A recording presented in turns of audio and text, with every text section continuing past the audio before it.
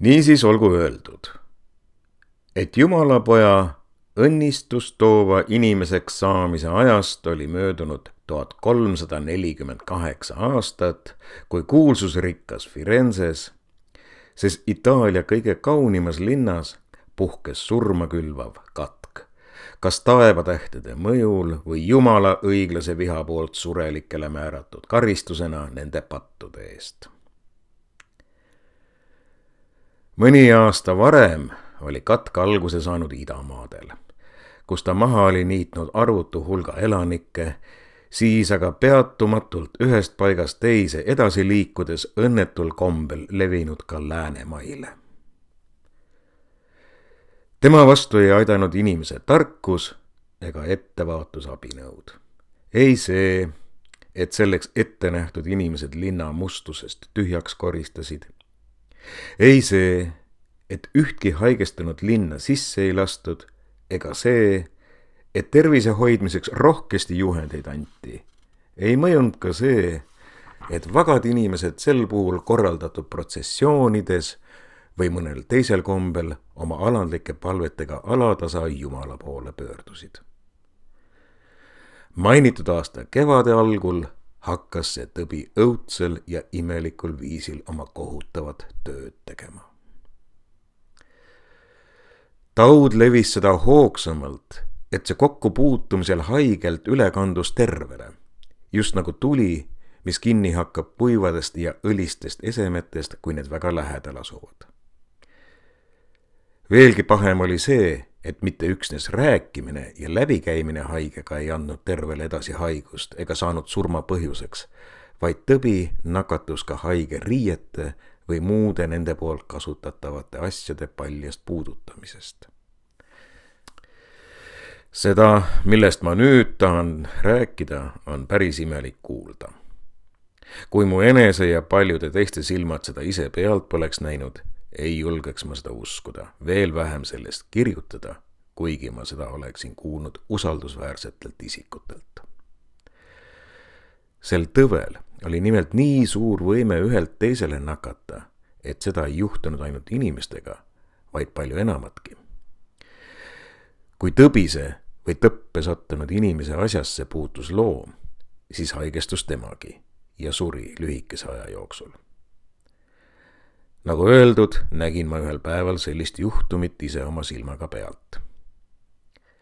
Katkutõppe surnud inimese kaltsud olid välja tänavale visatud ja 2 siga, nagu see neil kombeks on, asusid nende kallale algul kärsaga, siis hammastega, tuuseldades neid edasi-tagasi. Veidi hiljem aga hakkasid loomad tiirlema, nagu oleksid nad mürki võtnud ning langesid õnnetute kaltsude peale surnult maha. Sellised ja paljud teised selletaolised või jubedamadki juhtumid tekitasid ellujäänutes igasuguseid hirmukujutlusi ja kõigil oli hinges üks ainus julm soov. Võimalikult eemale hoiduda haigeist ja nende asjadest. Nõnda toimides loodeti terveks jääda. Mõned arvasid, et kaine eluviis ja hoidumine liialdustest aitab tõhusalt kurjale vastu panna. Nad koondusid väikestesse ringidesse ning elasid teistest lahus, varjates ennast ja sulgudes majadesse, kus polnud haigeid ja oli mugav elada. Tarvitades suurima mõõdukusega kõige valitumaid roogi ja peenemaid veine, vältides liialdusi ja lubades mitte kedagi väljaspoolt enesega rääkida ning surmast või haigeist uudiseid tuua. Nad saatsid oma aega mööda muusikaga ja muu meelelahutusega, mida nad võisid endile lubada.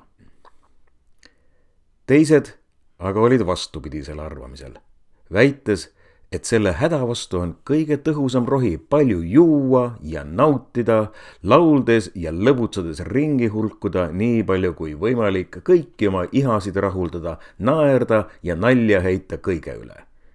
Ja nii nagu nad rääkisid, nõnda nad ka talitasid, kuivõrd see nende võimuses seisis, rännates päeval ja ööl ühest kõrtsist teise, juues sihitult ja piiri pidamata ja seda enamasti ikka võõrastes majades, kus midagi neile meele järel oli või kõlbas.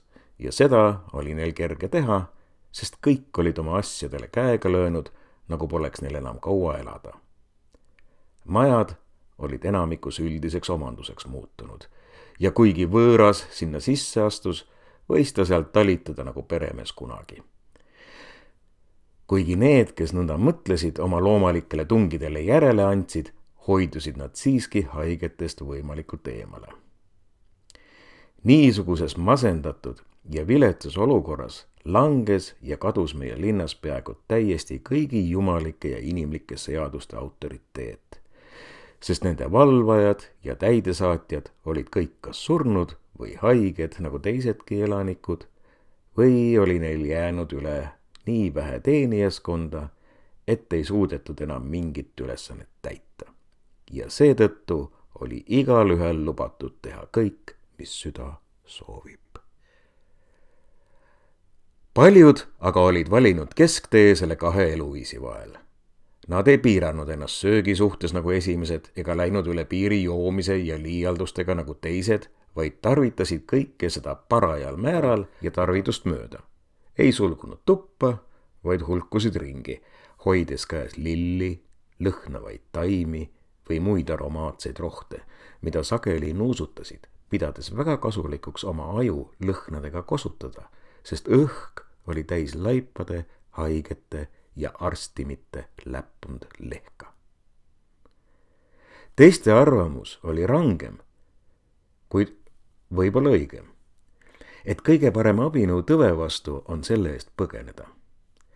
Selles veendunud jätsid paljud mehed ja naised, kes peale enese millegi muu pärast muret ei tundnud, maha kodulinna, majad ja kodud, oma sugulased ja varandused ning läksid maale võõrasse kohta või ka oma kodukohta, nagu ei saaks Jumala viha, mis inimeste nurjatust selle tõvega nuhtles, et ükskõik kust kätte ja tabaks tingimata ainult neid, kes linnamüüride vahele olid jäänud.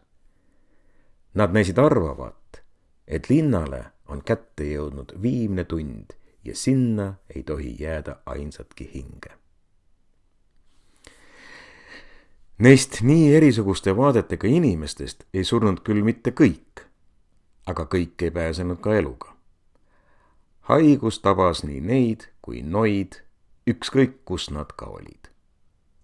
Niipea kui nad nõrgaks muutusid, jäeti nad peaaegu täiesti maha, nagu nad ise terved olles teistele tervetele eeskuju olid andnud. Ei maksa rääkidagi, et üks kodanik katsus teisest eemale hoiduda, et peaaegu keegi oma naabri eest hoolitseda ei tahtnud, et sugulased üksteist harva ainult eemalt nägid või üldse mitte. Õnnetus tekitas meeste ja naiste südames nii suurt hirmu, et vend jättis maha venna, onu oma vennapoja, õde oma venna ja naine sageli oma mehe.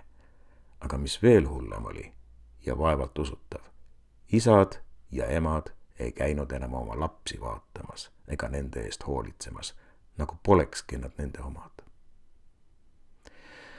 Haigestunud meeste ja naiste eest, keda oli äraarvamatult palju, kandsid hoolt ainult mõned helde südamega sõbrad. Neid sõprugi oli vähe. Või ahned teenijad, keda meelitas abistama ülemäära suur tasu.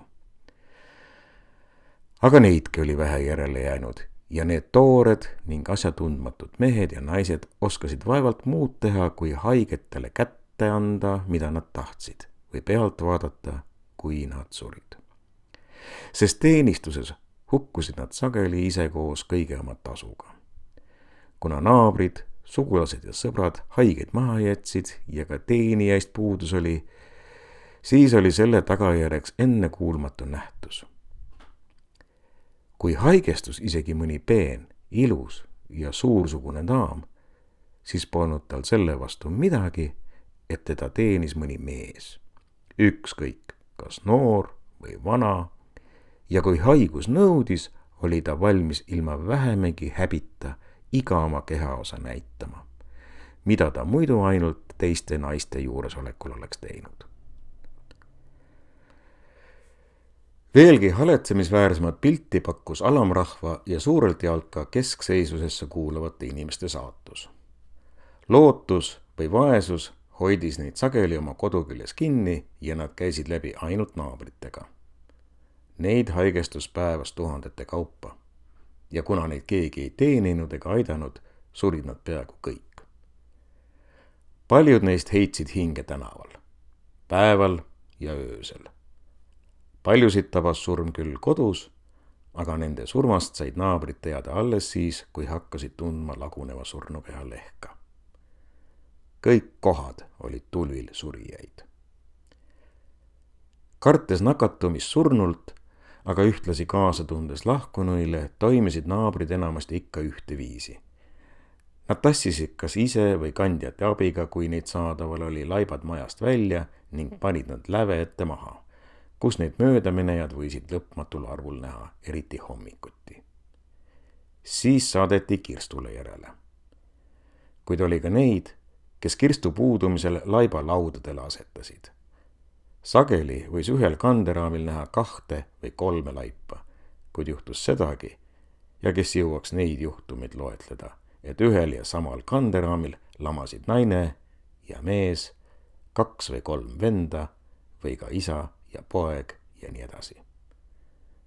Tuli väga sageli ette sedagi, et matuserongiga, mille ees paar preestrit risti kandes käisid, liitusid veel kandjaid 3 või 4 kanderaamiga, nii et preestritel, kes arvasid, et neil on matta ainult 1 surnu, tuli matta 6 või 8 laipa, vahel isegi rohkem.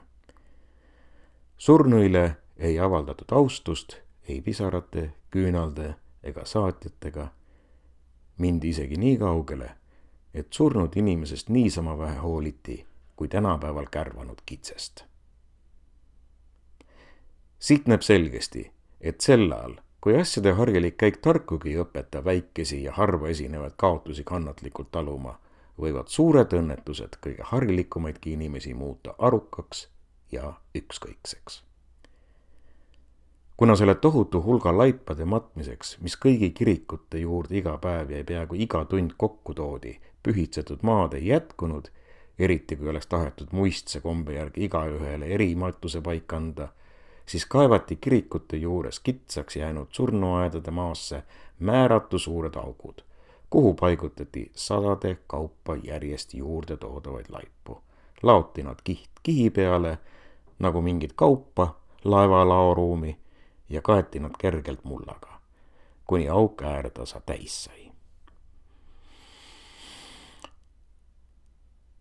Et mitte enam jutustada meie linna poolt läbi elatud kannatuste kõigist üksikasjust, ütlen, et kui see aeg raske oli linnale, siis ei säästnud ta sugugi vähem ka linnalähedast maad.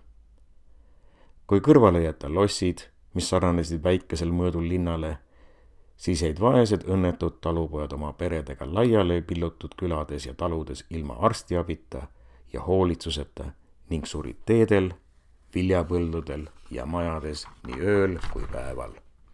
Mitte nagu inimesed, vaid peaaegu nagu loomad. Nagu linnakodanikud, nii muutusid nemadki kommetelt lõdvaks ega tundnud oma asjade ja tegude pärast vähimatki muret, vaid ootasid igal uuel saabuval päeval aina surma. Neile ei läinud korda, mis saab nende loomadest, maast ja tehtud töödest. Nad katsusid seda, mis neil käepärast oli, lõpuni ära tarvitada, kuidas aga oskasid. Ja nii hulkusid härjad, eeslid, lambad, kitsed, sead, kanad ja isegi inimtruud koerad kodust välja aetuna oma pead väljadel, kus vili oli koristamata ja isegi lõikamata maha jäetud. Päeval end täis söönud loomad läksid, nagu oleks neil mõistustunud, õhtul ilma karjase sundimata tagasi koju. Kuid jättes maa ja pöördudes tagasi linna, võime ainult seda öelda, et taeva ja osalt vahest ka inimeste karmus oli nii suur, et ränga katkutõve tõttu ja seetõttu, et nakkuse kartusel terved haigete eest halvasti hoolitsesid või neid oma pead jätsid, suri Firenze linnamüüride vahel märtsist juulini enam kui 100 000 inimest. Kuna enne seda taudi vaevalt teatigi, et linnas nii palju inimesi elab. Kui palju suuri losse, ilusaid maju, toredaid elamuid mis varem olid täis rahvast, härrasid ja daame, jäi tühjaks viimse teenrini.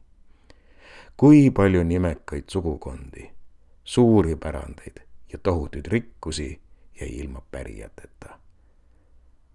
Kui palju oli väärikaid mehi, kauneid naisi, toredaid noormehi, kes hommikust sõid omaste, seltsimeeste ning sõpradega, aga õhtust juba teises ilmas oma kaugete esivanemate seltsis.